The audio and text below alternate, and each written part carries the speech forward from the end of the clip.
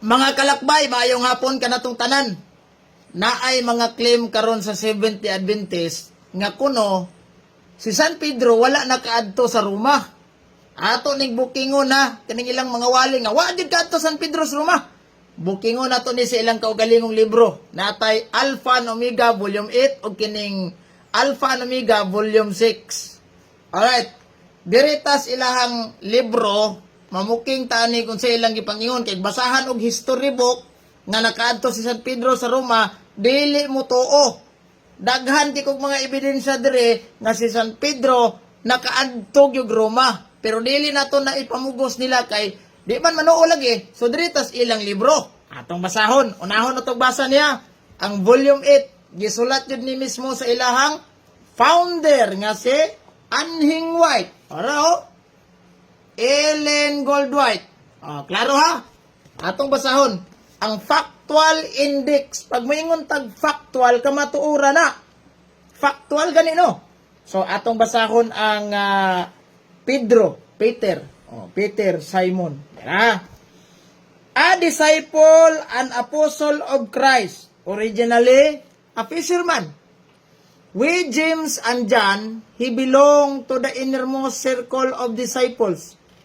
He served as an energetic preacher of the gospel and died, namatay ha, a martyr's death in Rome during Nero's persecutions in 64 AD. Asa namatay? Sa Roma. So, diri palang daan, nakaabot nag-Roma. Kay namatay man sa Roma. Sumpay. According to Catholic tradition, Peter was the first bishop of Rome, and the popes thus claim to be his successors in his office. Wala pa kitay mabasa dire nga ilang gisumpayag, bakak ni nga claim. The fact nga walay sumpay, sila mismo aminado. Ambot na kaning ilang mga sakop dire sa social media nga pataka ra mag sangyaw-sangyaw nga wa kuno nakadtog Roma nya. Tanawag, unay mo sa inyong libro. Kasabaan niyo mo siyang founder ani ron. Now, namatay sa Roma, 64 AD, sa panahon sa persecution ni Nero. Unya, kamo mismo aminado nga kiniday si San Pedro, mao ni ang kinaunahang Santo Papa sa Roma, unang obispo. Oy! Sakpan! Ikaduha. Arita, volume 6. Kani. Ang author gyapon ani si Anhing White. Naro. Ellen Goldwhite. Tanaw na to, mulusot man ninyong katarungan nga, wakad to Roma. Itong basahon. Sa page 320 ta. Maning mamasa tadaan sa ebidensya. Dire palang daan, Nanay, usama ni, picture na si San Pedro gilansang pabali. Atong basahon ni caption sa ubos sa ilang picture, A bronze relief of Peter's martyrdom on the main door of the Church of St. Peter in Rome. Peter was crucified head downward. The relief was carved, gikulit ba, by Antonio Averolino in the 15th century. According to tradition, Peter was buried at the place where the Church of Peter, where the Church of St. Peter now stand. So, unsa man karon ang nagtindog dito?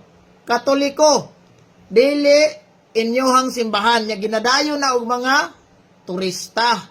Og diha ang opisina sa atong Santo Papa, ang St. Peter's, kanang gitawag natong sa Vatican ba? So dire palandari Katoliko na. Alright, so basa na tong statement ani Kato ebidensya lang niya. Sana to. Sa page 320 raw kanina i-highlightan ba nga kuan kanang orange. Alright, basa na to. In the providence of God, sa pagbuot sa Dios, Peter was permitted to close his ministry in Rome. Gitugtan si San Pedro nga tapuson ang iyang ministeryo sa Roma, where his imprisonment was ordered by the Emperor Nero about the time of Paul's final arrest. Asa ko no? Sa Roma, nakabot, piting kabuta. Kani ikaduha, sana ko.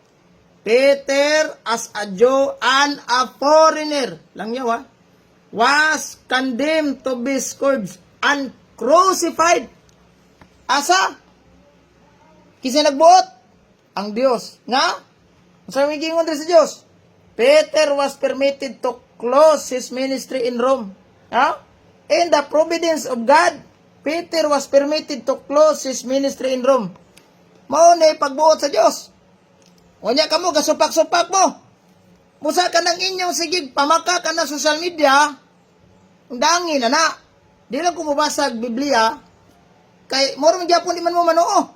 Mingon man gyapon mo nga Katoliko ng Biblia basahon. O karon. Og Biblia ta nga Protestante. Unsa may gingon? Kani ha? O Biblia ang Protestante sa The Living Bible. Naa sa Living Bible Paraphrase. Unsa may giingon?